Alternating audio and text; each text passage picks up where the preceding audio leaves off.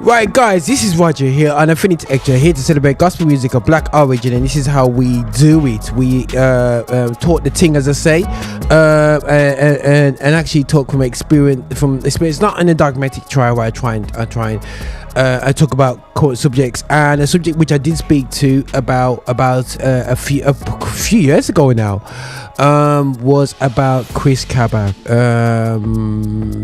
You know, when you saw the bullet hole straight up through the screen, it was absolutely crazy. So the police officer got found not guilty. There's mixed opinions in all communities out there, and before we get into this, you'll hear my argument shaping, but the problem is for me, just in general, I think the focal point is too much, way too much, focusing on the fact that it's criminal record, and we gotta be, you got a record, bam, you're dead, and it's not, guys, this is the problem out there. But again, if you play with fire, you get burnt by the flames. My goodness sake, there's so many debates coming up here. But listen, I'm gonna go to the most awkwardest station to listen to for me, but it's good to listen to their responses and how they come from, and that's GBN, seen as a very British network, and I want to see how we just respond to their response to what's going on. And this geezer here is I think we end up fighting this one. Let me stay with you, man. The way he started off this, man, I used this costume, but I haven't seen all of it, but let's go for it, man. What Chris Kaba's family didn't want you to know was that their little angel was actually a violent gangland triggerman who shot a man in a busy nightclub. There's sweet little innocent Mr. Kaba there, discharging a weapon on a crowded dance floor. He had convictions dating back to when he was 13 years old for offences including stabbing with intent to cause grievous bodily harm, a knife-enabled gang assault when the victim was stabbed and had his arm broken, and 2 other knife offences. Here's the moment that Chris Kaba was shot in the head. Okay, before we get into that part here, I think the guy has probably laid out his opinion straight away that basically is a criminal that been shot and we thank the police for killing him. That's what he just basically said. But let's carry on. Let's have a look at the what exactly you're looking like. Oh, it's good. He's got a nice good diagram on the side of it anyway, so let's have a look at this. Watch yourself.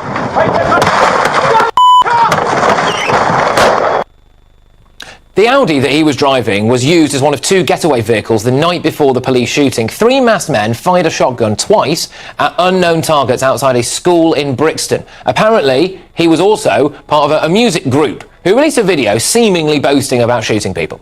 Hop there with a shotty, trying to get rap boy that like what TC boys got it. So that's the man who was shot dead by police, a dangerous thug who didn't care for the lives of others.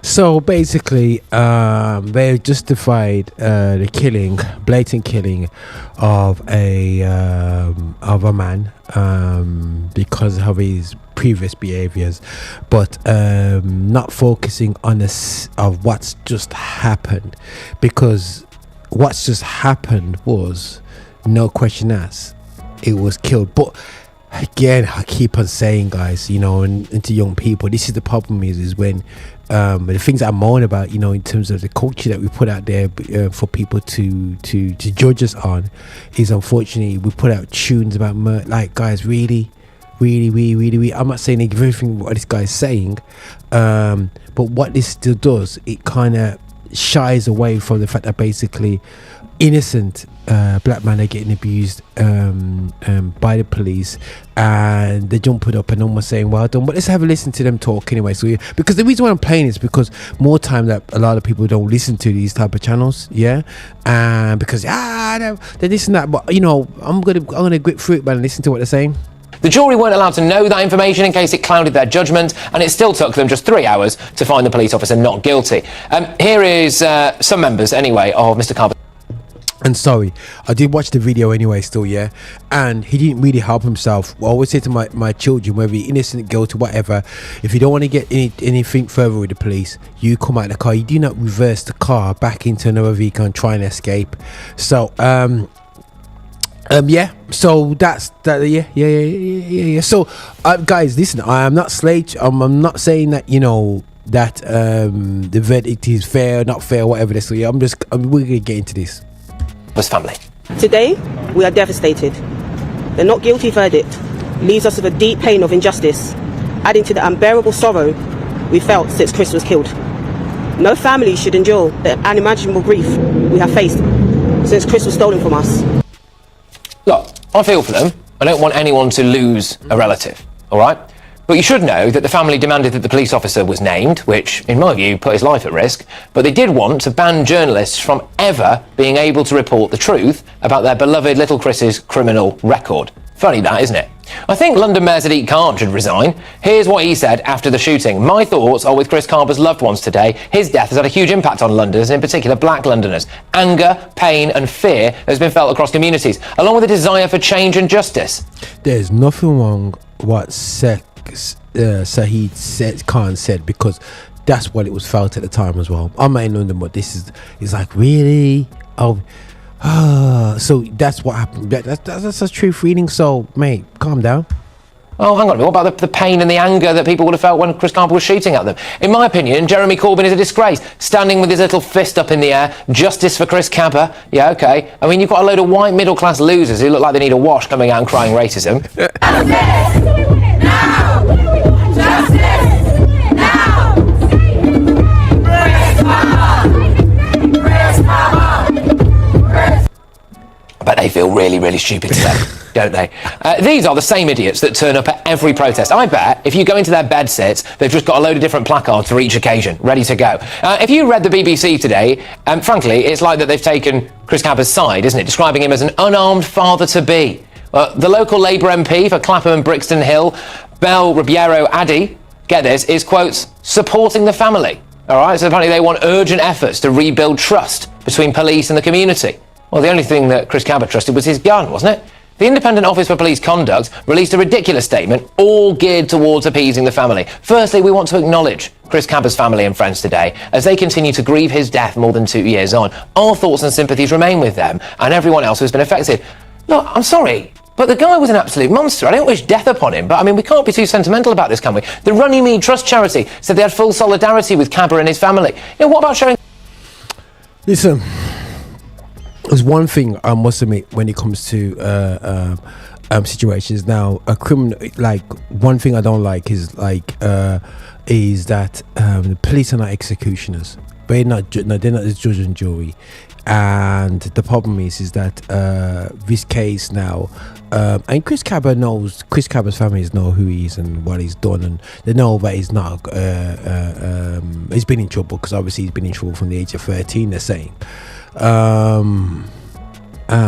You got to be careful how far you drive this as a family, because actually the family's wishes to try and get something. I don't know what they're trying to achieve here still with the family, knowing that your child as there's evidence that you know of him shooting after somebody. You probably got shown this. You got to be careful what button you're pressing, because you're putting the community to put the eggs into the wrong basket. Because when this has come out now, and I'm not saying the officer should be guilty or not guilty. I do believe that there's got to be some sort of, officer get told, yeah, we saw this guy. I don't know if they went, it didn't sound like this is the guy shooting, he's the guy that shot the other day. I think this is information that would have found out afterwards, but going into the situation knowing, but you don't go there just saying, oh, there's a black guy there, go shoot him, and they said, yeah, he should be that guy. Oh yes, fortunately he is that guy. So that could have been me, and I could have got shot same way, but again, he didn't really help himself reversing out, if the video's there, it's not a great look on Chris Kaba and the family. Not saying that we want this officers to take out killings because of the misbehavior of a son who could have changed his ways. I've seen too often when it comes to, and this is a fact, and there were some stats that came out on another news report which said that no matter how you feel about Chris Kaba, that black men are 4 times likely to get shot, and then also I think another 4 times likely to die in the shooting. solidarity with the bloke he shot. Sometimes I think maybe, just maybe, this country hasn't gone absolutely mental. And then I see Labour politicians, charities, the Crown Prosecution Service, the Independent Office for Police Conduct, and a load of race warrior protesters siding with a trigger-happy gangland criminal over a brave armed police officer. And I realise that actually we have lost the plot. Let's get the thoughts of my panel tonight. I'm joined by the political editor at Daily Express, Sam Lister. We've got the director of the Centre for Migration and Economic Prosperity, Stephen. So sorry if you think he's talking fast. I've got it on higher speed, but. Please, guys, I emphasize that, you know what, it's so sad. And even he said it's really sad that the young man has died. But listen, and I'll say to parents of children that are misbehaving themselves, who's involved with crime and so on, this outcome, whether it's a police or another gang or somebody else with a gun, will more likely will happen. I see it too often. Death or prison. And if you're listening, watching it, going, yeah, Chris Kaba, good. Listen, if we play this, the lesson learned from me from this anyway. So it's a lesson to young people, young men, young black men in crime. Not the fact that black policemen will shoot you in the head. The fact of the matter that you play around with fire, you get burnt, and that's the harsh reality of it. It's so sad, but it's just a harsh reality. From the former Labour Minister, Bill Rammell. No, strong stuff there. Maybe you guys disagree with me, I don't know, but I was quite angry about some of that, in case you couldn't tell. Sam, what do you reckon to some of these politicians who just jumped at the chance to take the side of Chris Kaba? Well, I just think, save your sympathy for poor Martin Blake, the officer who has been named. I think that's a real tragedy, actually, for him. He's now at risk. His family are at risk. This man's life has been on hold. He's been hauled through the court system. This actually does not end here. The Independent Office of Police Complaints are looking at potentially still suspending it from booting him out of the force. This man's life has been ruined by this incident that happened during him doing his ordinary day job. And so where is the sympathy for him? And I just don't understand why the politicians you've talked about there are sympathetic to a man who we know has been a menace on the streets, and not to an honest, decent police officer. The thing is, look, again, I do want to stress this. I feel sorry for his family in the same way I would feel sorry for anyone who's loved one. I agree, absolutely. Right? They're a grieving family, and you've got to have sympathy for any grieving family. Exactly. But that does not mean... However, I do find it a bit odd that they are, knowing Chris, as they must, ramping up this idea that, this guy was a bit of an angel. I mean, he wasn't really. It's quite interesting. The police officer involved... I don't know what's going through his mind at that time anyway, so yeah. I just know that there's ultimately a less of a statistics prove that there's a less likely chance of de-escalation, or 4 times likely attempts of de-escalation than with somebody who's white, and I'm not saying that officer went in there, but the facts are there. What invest into them facts is why spaces like Black History Month and hopefully black just redigging and re-earthing the truth about history is that people understand why we're here and not feel so looking down at black people. So the next generation will be less negative towards feelings about black people. There's so many things that have featured into this situation that allows the officer to pull the trigger a lot more easier than with anybody else. And you can't tell me that it wasn't easier for him to pull that trigger. Yes, the ramifications and the scared elements of it, and just it's going, oh my gosh, I'm gonna leave the police over this and whatever. We can't be be gun policemen out here and whatever, but they watched the videotapes of seeing him trying to come out, and they said this, why is it taking so long? No, we know he's not. Yeah, his record shows that he's not. The criminality that he was involved in says that he's not, and we understand why they are grieving. But we also understand, and I'm not saying that is this particular instance that they're there, but there is a culture out there that as soon as there is an opportunity to try and take money from the state in some way through compensation, we ramp up the claims against the police, against the government in any particular circumstances. And secondly, we also do unfortunately have a class of politicians represented by those people who can't sing in the Race Warriors. I mean, actually, to be fair, his gangster rap was probably a little bit more musical than their chanting for Kaba Kaba. But there are those who instantly use this as an opportunity for race baiting and using race as an illustration of politics. And as someone mixed race, and as I say this, I've always found this disgusting, the Black Lives Matter chanting out straight away. We don't... And this is what the problem of it, yeah, up to way of mixed. Oh, goodness brave, bro. Don't bring that into it. Yeah, well, yeah. You got, you know what I mean? Your granddad's Jamaican. Okay, cool. We give you that one. Right. This is the problem now. We take 10 steps back because of the criminality of Chris Kaba. That's the end of the day. We push so hard on his case because there's other cases out there. We push so hard on his case, but the embarrassing fact that when it comes out 2 years later, man can't just have a look at the phone and say, boom, look at this, man, it's not a good footage, you know. And I don't know when did the parents see this footage? Like, don't you get shown this the night before or night after, or like, you know, when you ask 2 questions, what happened? And the show, you know, why do you think, hold on a second, you know, why did the police officer shoot? Yo, if you reverse the car like that, I'm not saying it's justified, I'm not saying they should, but guys, we need to be much wiser when we approach these situations. This ain't no Grand Theft Auto. Oh, it's just it's just a waste of life, absolute waste of life. A stupid thing called music when it comes to this culture. Yes, I'm on a music station, but this, when it comes to black music, and somebody said it today, I was watching a video about somebody moaning about the same thing I moan about. You know what I mean? It only seems to be black people that actually put out criminal activity via music and not get shunned within its own community. It's only we that put out things that make us look like a bunch of criminals when we're not. We're not meant to be. We're not. That's not who we are. It's so frustrating. Have that level in this country of that culture, but we've engendered that level of culture over the past decade, trying to follow America where we didn't have it. Yeah, okay, yeah. And, Bill, you know... Listen, bro, by the way, still, yeah, yes, America's been led the almost black world into civil rights and a pushback against injustice and whatsoever. But end of the day, I won't say led things, because we got things like Marcus Garvey and so on that was going in things as well for many years. But end of the day, you know, it's not just a normal, it's not something which is, oh, this doesn't happen over here. It does happen over here. Injustices against black people just has happened over here.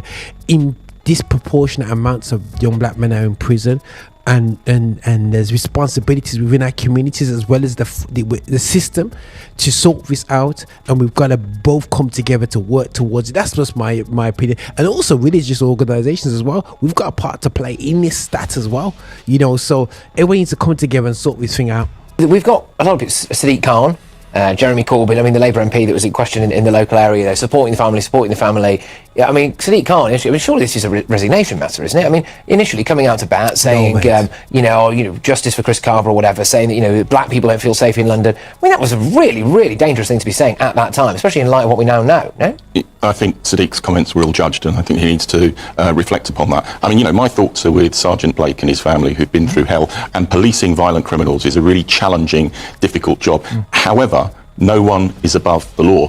And the question I've got within this is that the CPS only refer a case for trial if they believe there's a 70% chance of conviction. Well, this appears to be very wide of that mark, and I think there's some questions that need to be asked. But also, and this is a very, very valid point. If you've seen that video, why has the CPS pushed this? It's like, couldn't people use a bit of common sense, lock the door, sit down in the room, you know, end of the day, so yeah, the officer is more like to press the triggers, look at, we need to sort this overall issue out in a minute first, instead of taking this case all this way and embarrassingly lose it. It's like, see if it's going to sit this up to kind of say, oh, black people shut up. I don't know. The point, no one's above the law, and I think that's really important, because I never want us to get to the situation that exists in the United States, where there's a much wider use of firearms by the police without the restraint and the proportion that we have in this country. Some great points there. I think especially this idea. Yo, guys, the scariest thing it's for all the policemen that have guns, man. My God, that'd be a scary thing. Not saying policemen would kill us all. I don't want to say that, but boy, you know what I'm saying. It's something that, you know, if you look like somebody or you are somebody who's got a record, and I realize who you are, you know, I'm not gonna ask too many questions, are they? Yeah, that's me being a bit awkward there, just chucking that in. One of life's great unanswered questions will always be, if Chris Kaba had been white, would this have been elevated to the extent that it was and this guy being charged with murder? We will never know that. Hopefully we never have to find that out. But that is a point. And when you see now, like the IOPC coming out, and the first 3 or 4 sentences... Maybe if he's white, he would have got compensated already, mate. ...of their statement after this, after a police officer... Just saying. ...has been found not guilty of murder, are all geared at what sad loss this is for the family. And then it gets to like sentence number 4 or 5, and it's like, our thoughts are also with the police officer and everyone else involved. Well, I'm sorry, Bangor, why would you be a police officer today? Why would you be a firearms officer today? And we're going to continue investigating him. You know, this is not over for Sergeant Blake. This is the point. And actually, I think there is a wider issue here that actually his fellow officers, they now... You know, they're employed on the basis that they may have to shoot somebody at some point. It's a terrible thing, but that is the whole point of their job. Now, if they, every time they're in this situation, they second guess their own thoughts because they're worrying, am I going to end up in court? Am I going to end up booted out of the force? Is my name going to be published and then my family are under threat? Then they won't pull that trigger and then there is no point in having them. And so their colleagues now his colleagues now are having to live with this. Should he have an apology? You know, because again, you know, these police officers, they're going to get, they know there's going to be no backup, certainly not from the Mayor of London, certainly not from the usual stuff. You know, does this police officer need an apology? He does deserve an apology, because what I saw with all those little comments... And this is... Does the officer need an apology? I feel that, you know, basically, boy, these guys are... I must admit, these guys are pushing me here, guys, yeah? Well, like, you know, it's coming to an end, this little section, but I want to finish off this section, but does the police officer need an apology? I think that's really going to be too far there still, like, people there still, yeah? I think, you know, he's done a job. What I think has to happen is you got to be careful about the execution. People want to be the executor. We don't want executors out there who are executing people, because it's a very dangerous place to be. Very dangerous place for us to be. Again, I just go back to, you know who your child is, you know what it is, you know the details, you know this all, and you drag a lot of people in this journey about how innocent your child is, and then all of a sudden all this other stuff comes out right after 2 years, and like you didn't know. There comes a time where, as a family, that we push this. Who pushed this? I feel like it's an inside job, and when everyone's thinking, police are great, you know what I'm saying, and police are all right. It's when you're not getting the all right ones, that's the problem. You've talked about by the Police Investigation Committee by Sadiq Khan is institutional grovellism. All they're doing is grovelling to this particular small niche of people in which I believe there is this race-baiting culture that's about there, and I don't want to see that. But he certainly deserves an apology from those people. This man coming like Kemi. They make statements without the facts, and on the basis that they can turn this into a political issue, which they hope they can get votes on. But I think it's really important we don't jump to the wrong conclusions. The thrust of what's just been said is that, you know, the police are at risk of prosecution. Actually, the facts don't bear that out. I think there's been 2 cases out of 17,500 where it's been brought to court. It's incredibly rare, and the police can't be above the law. However, I think the other issue that troubles me within this is the non-revelation of his track record. And this guy actually talks the most sense out of it. Everybody there still, end of the day still, he just hit back, and this is what I'm saying to you people, he's hit back with this is what I'm talking about, stats and information. This brother here still, has just basically said, listen mate, you know, end of the day still, this doesn't happen often, so the police need to calm down. They are employed to do this, and it's only been happened twice since it's got this far, over so many years.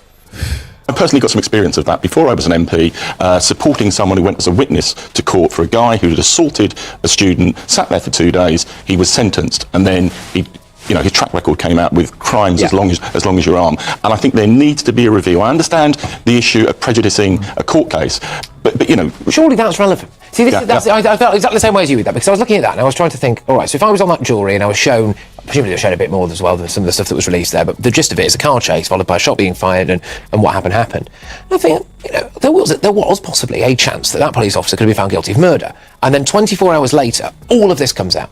All of this comes out. If I'd have been on that jury, there's no way I'd have found that guy guilty if I knew everything that we know now. And that's actually one of the safeguards that's been placed in criminal law and the criminal. And you know what? It's actually good that they never actually knew this, and you know what? Fair play to them. You know, nobody knew. You know what I'm saying? And then all of a sudden, apart from close ones and loved ones or people who was involved with him anyway, so nobody knew. And then all of a sudden, now all this comes out now. You know, the police officer would have been set free within 1 minute, but they've gone through, they've reviewed it unbiased and proved that it's not guilty. So, end of the day, dare I say, officer's not guilty, people. You know what I mean? And I'm gonna stop there, right there. So yeah, it's sad. It's terribly sad. It's still encouraged that we have to, you know, as parents, we can bawl and cry all we want, but if our children are involved in madness, they can get burnt and they can die. They can end up in prison. There's too much madness going on, yeah. And this case shows that, you know, I feel sorry for the families and 100%, you know, all involved, the police officer and everybody involved, the teams and whatsoever, because this is a very unfortunate case. But guys, I don't want this to be used as a way of, to say that, yes, look, there's no systemic racism, there's no this, there's no that, there's no issues in the police officer. The stats are generally that there is a